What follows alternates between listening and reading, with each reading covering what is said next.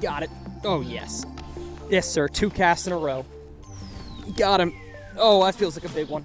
This may be the best 2 hours of winter kayak fishing I've ever had. Oh my gosh. Oh my gosh. On today's episode, y'all are gonna see a super fun fishing day in my native Titan X kayak, catching bass onto the jighead minnow, a classic wintertime staple. And after y'all watch these epic fish catches, of course with some teaching mixed throughout, I'm gonna come right back here to the studio to show you on the map what the area I was fishing was like and why areas like that are so good for the wintertime. My name's Tyler, of course, we're gonna talk about it, but first, let's get back out on the water in the kayak, where I'm actually currently in the midst of doing an Infinite Outdoors merch plug when this happens. I've got the Reaper sweatshirt somewhere underneath all my layers here. Oh no, do I have a fish? And I've got a fish, hold up. My bait was sitting on the bottom. This sucker feels big. Hold up, I literally made a cast before I started the intro and let it sit there on the bottom. And I think I've got a big one. Yeah, I've got a big one. I've got a big one. How big is this? There's no way. Y'all, you might not believe me, but this is totally unscripted. My bait was sitting on the bottom. Whoa, big one, like 6-pounder. Oh my gosh, oh my gosh. Whoa, get in here, get in here, get in here. Oh my gracious. We are at a beautiful property today here in Athens, Texas, part of the private water fishing organization. And just look at the way, that camera probably can't see it, the way he ate that thing. 5-pounder, maybe 4.5, just a big, healthy wintertime build. Little baby Z2 down the hatch. I mean, gonzo. Probably ate it on the fall. Honestly, I cast it out, just out into open water. And yeah, I think he got it down there. Hopefully can get this guy out here. I need to get my pliers, I believe. Need to make sure I get this fish back in the water as quick as I can. There we go, pop the hook out. Absolutely amazing. 5-pounder, what a way to start. Bye-bye, girl, swim back off to the depths. All right, you know what? Let's take a pause.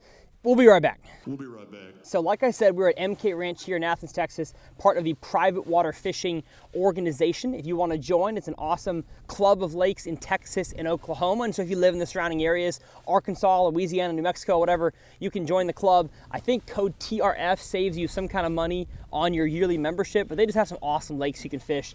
And that's where I film a lot of this kayak content, because I want to catch some dang bass and have a lot of fun. Now this lake, looking at forward facing it, it's got some awesome contours. I mean, it's got humps down there in like 20 feet of water. I think we're gonna catch a lot of fish off the break today. I've got a few lures I'm gonna fish with. I'm gonna fish with the old standard jig head minnow here, of course. Shaking a minnow and live scope, but I'm just gonna long bomb cast an Alabama rig. I wanna catch them on a vibrating jig, maybe up in the shallows. There could be some shallow fish kind of along that shallow grassier side over there. So I'm excited. We're gonna have a good time today. Let's see. Oh, here we go. We got some fish right here. We got some fish right here. We got some bass right here. Oh, I think one's got it. Oh yes. Oh yes. Oh, another big one. Another big one. Oh my gosh. Okay, this property is insane. Oh my goodness, this lake's insane. Get in here. Gosh, that's crazy. That's crazy. Get in here. What are you, a 4-pounder? Oh, come on. Come on, I'm so bad at landing fish in a kayak. Oh, baby. Just look at the girth on that girl. Holy cow, don't say that to humans. Say that to fish. And he just, I mean, that baby Z2 with the golden eye head is gone. It's gone. Look at that. 3.5-pounder. And there's more fish beneath me. They're schooled up. It's the winter time. We'll talk about what we're doing, how I'm targeting these fish here in a second once I get my braid unwrapped and unraveled. And I got to get my bait down there to the bottom, because there's Moss Pescados. There's Moss Pescados. Here he comes. Yes, sir. Yes, sir. Yes, sir. 2 casts in a row. 2 casts in a row. Not as big. Little rinker-dinker. But they are like, they're schooled up out here. Schooled up on some offshore little humps. They on the humps, folks. This is fun. This is fun. I promise I'm not going to scope the whole time. But if they're going to be catchable doing this, you bet your bottom dollar I'm going to do it. Oh my goodness. A third fish right beneath me. I'm talking like directly beneath me. Oh, this is crazy, folks.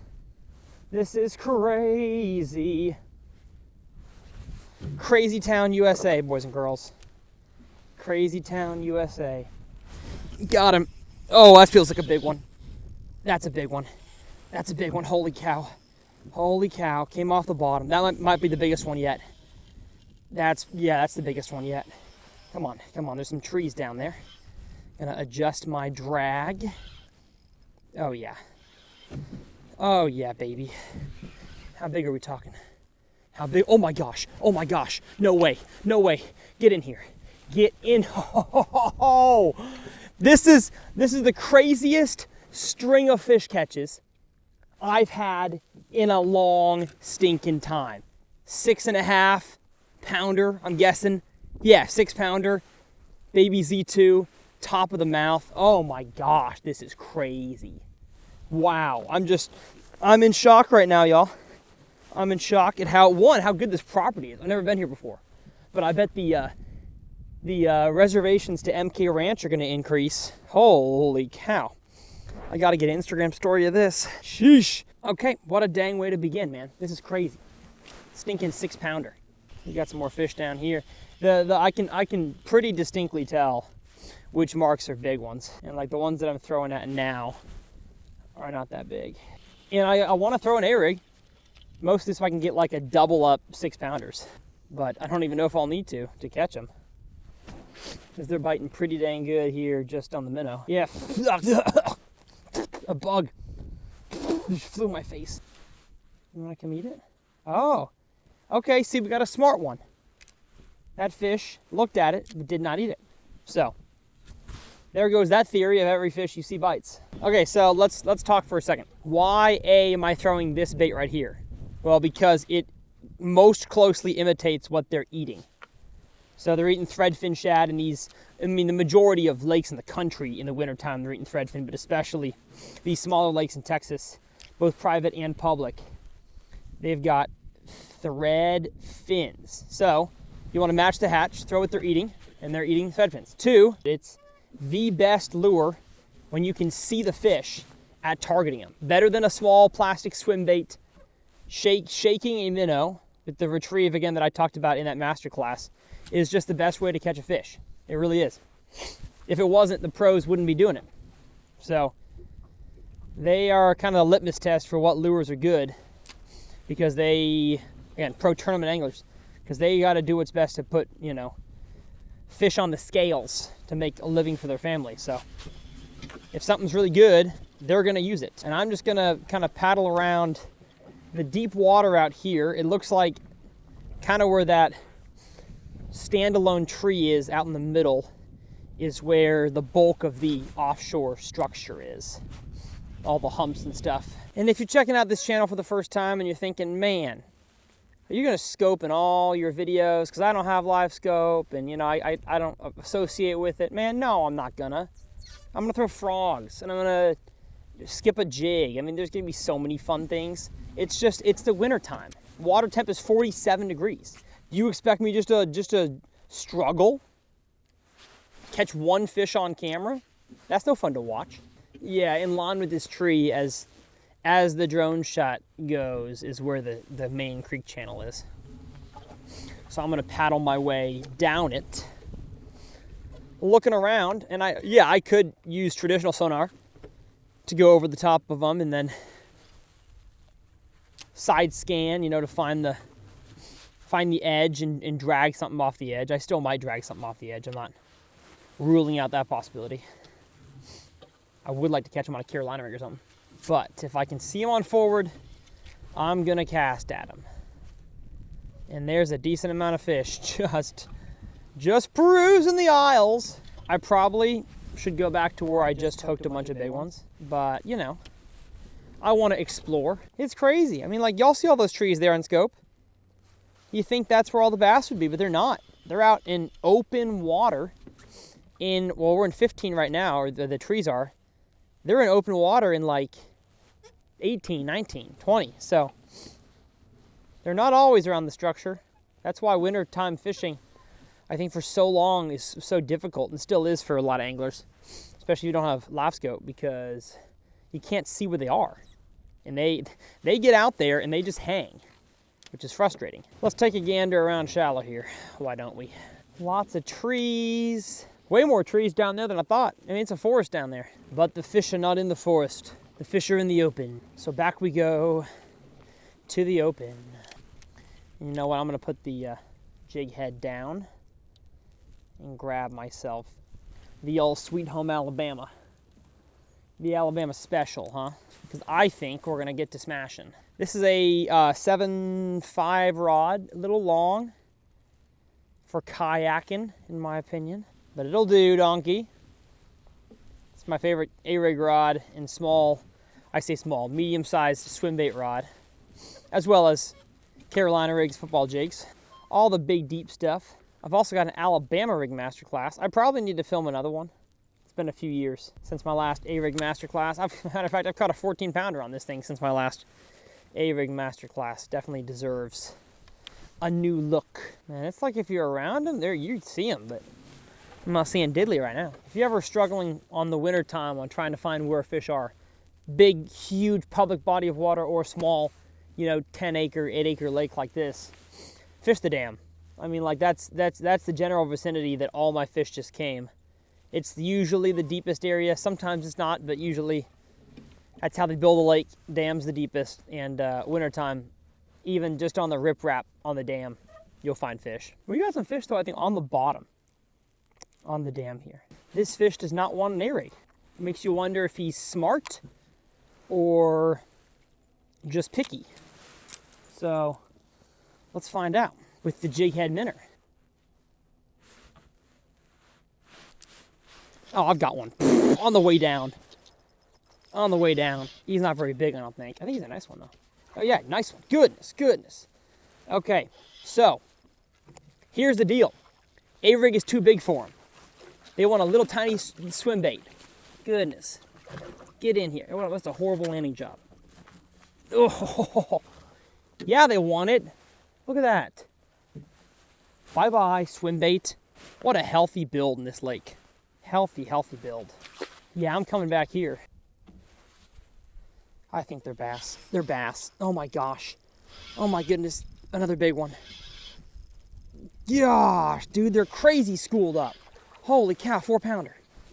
Y'all, this is one of the craziest bites I've ever had. They want nothing else besides this minnow. That's crazy. What a healthy fish. Oh yeah. Goodness. Almost a 4-pounder. Look at that thing. Just a big one on the jig head minnow. If I still see that group of fish though, I'm pulling out the A-rig. Because they want this thing. They want minnows. Thank you, my friend. If you're wondering what kayak I'm in today, I'm in the native Titan X 10.5. I love it. It's super stable. I can stand up, no problem. The seat swivels around. I can get back to my back hatch super easily. Big fan of the Titan X. Big fan of this bite, let me tell you. I'm gonna put this rod down, grab the A-rig. I'm also gonna move these 2 rods back. Drop shot and lipless. Because man, oh man, do they want minnow stuff today. Oh gosh, I got one. I've got one on the A-rig. On the A-rig. Goodness. Goodness, they're stacked. Not a big one. You got both hooks though. Fatso. Fatso, my friend. This is what happens. In the winter, fish school up. And this is a crazy school. When you get them fired up, you gotta keep going. Let me fix the blades on my A-rig. I'm gonna widen it out a little bit. No, the blades, the wires. Widen it out so I get more fish on each one. Let's see if I can't get multiple fish. I think I can, I'm feeling it. With an A-rig, I love coming up slants. Even in my bass boat, I'll get my boat shallow on the point, cast out deep, and then bring it up. And it's almost like the fish have never seen it coming from that direction before. And they have to eat it because like, oh no, it's getting away, it's going shallower. As opposed to the bait just going into deeper water. Because then they're like, he's in such deep water, he can get away more easily, I'm not gonna go chase after him. If they chase it into shallow water, they're more likely to eat it, I think.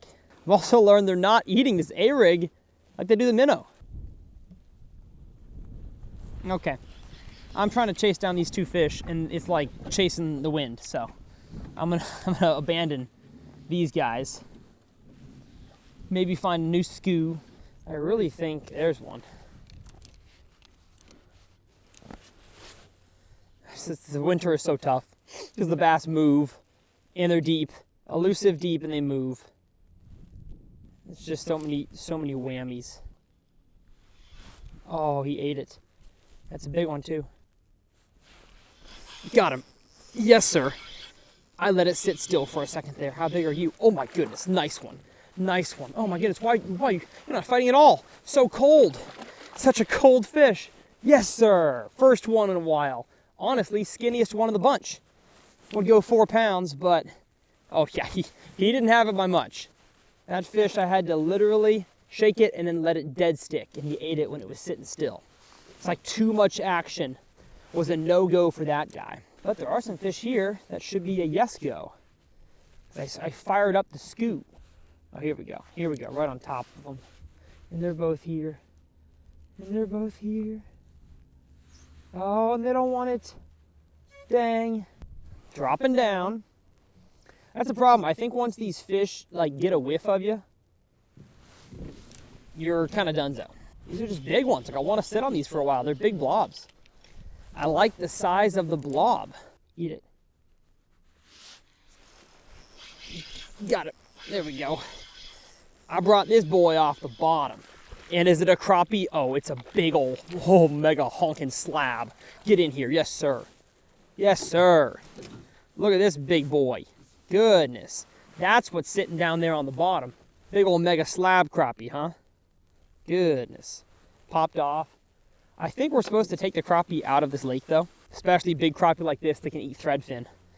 So let me check the email. No. Just all bass, 14 and under. So, Mr. Crappie, you are lucky. You escaped for today. So I guess some of these big marks that I've been scoping are not bass. So it doesn't make me feel as bad now that I've had so many slowly chase and not eat. You know, those big ones on the bottom are crappie.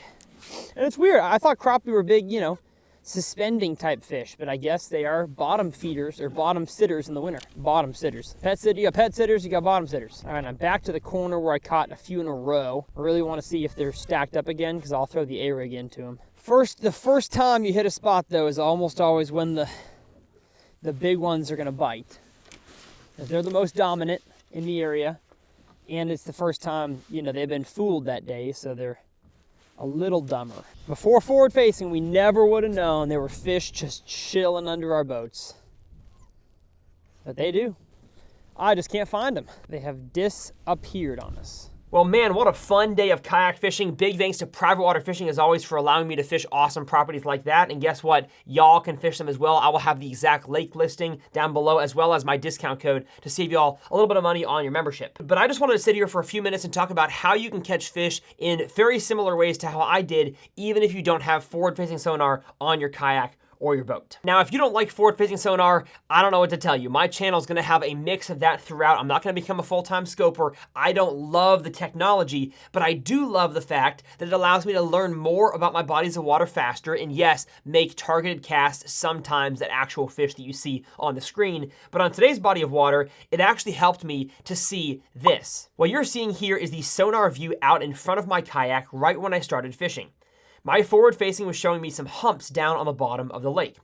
Some of the fish that I caught were sitting in the dead space between the humps, and some fish were sitting right on top of them. But very quickly, I was able to see and understand the underwater contours, the bathymetry of the lake that I'm fishing, which allows me to make better lure selection and fish more effective areas a whole lot faster, whether or not I actually saw fish dotted up in the water column. In this same area, there were small schools of threadfin shad suspended out in the water column, and the bass were using those as their main forage base. But Tyler, why does this matter? Well, in the winter, a lot of fish are really uncatchable up shallow. The biting fish seem to be the ones that are out deep, especially on colder days. And I think the vast majority of bass in our bodies of water, as long as you have deep is a relative term, but as long as you have water that's 10 foot or more, the majority of your bass are going to be out all the way in 10 foot on the bottom, or they're going to be suspended in the water column chasing bait fish around. But a lot of y'all probably think you have to have forward facing to catch suspended fish in the winter, and let me tell you, that is not true. I'm going to break out the map right now in the pen and show y'all exactly what I was fishing and how you could actually target those fish without forward facing sonar. So here in front of me, we have the exact lake that I was fishing. I'm going to blow it up on the map about as much as I can. And I'm going to take just a second to draw out the topography. So I'm going to use red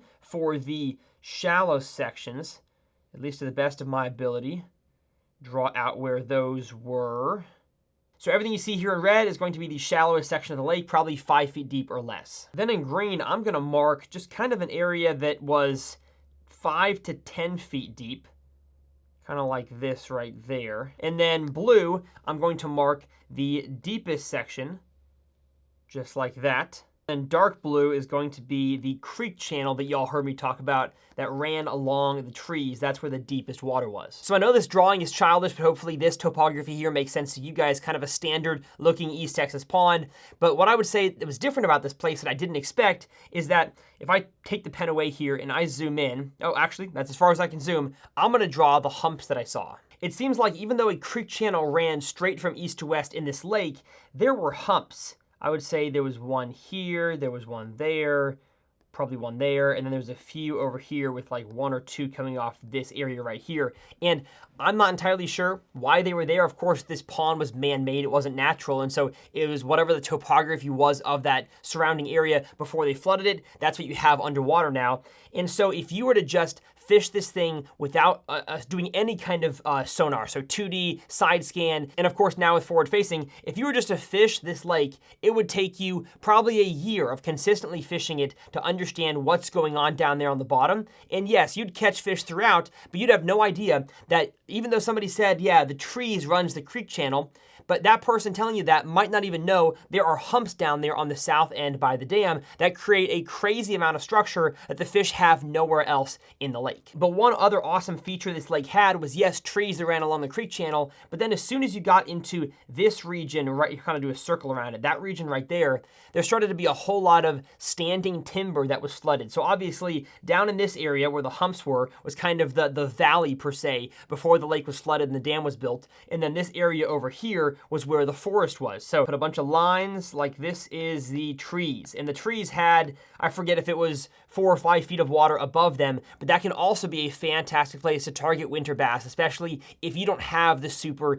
deep water. I have found most bass, largemouth, smallmouth, and spots, if they have deeper water, like I have here on the left side, would prefer to be there as opposed to in the trees. But the fish could totally change, and the bait fish could move up into the trees, and then the jig head minnow might not be the best lure. A suspending jerkbait might over the tops of the trees. And forward facing helped me understand the contours and what's going on down there underneath the water a whole lot faster than any other method. Now, could I use side scan and traditional 2D sonar to find this sort of stuff? I could, but it would take me hours and hours and hours to just maybe have a baseline understanding of the topography of the lake that I'm fishing. And because I'm using forward facing, I'm able to, yes, target fish, but forget about the fish that were in the column. I just want to learn about the body of water, and I learned within a 2-hour period of fishing exactly what this lake looks like. I'm not in the dark next time I go, and if I go in the springtime, I know this area over here is probably the one that's best suited to target as opposed to this one, because the fish are going to want to be in shallower water around more cover to spawn. So just having that technology allows me to catch fish, but yes, also allows you to understand more. But of course, you can do it the old-fashioned way with 2D and side scan. It just takes a little more effort. The same day I filmed this video, I also spent some time with MLF pro angler Todd Faircloth on the local public lake called Lake Athens. And Lake Athens has a ton of deep water access. But what Todd did that I really didn't spend much time doing when I was a younger fisherman was just he drove around on plane with his 2D sonar on until he found bait fish. And it was pretty clear to see because you'd be driving and the sonar return had nothing. And then all of a sudden, boom, there was stuff in the water column. And as soon as he saw that, he took a mental note and said, you know what, that was near this flat, or that was near a drop off. And so I'm gonna try to drive around several more areas like that. And as soon as he found a pattern to where the bait fish were, he shut his engine off and he started fishing.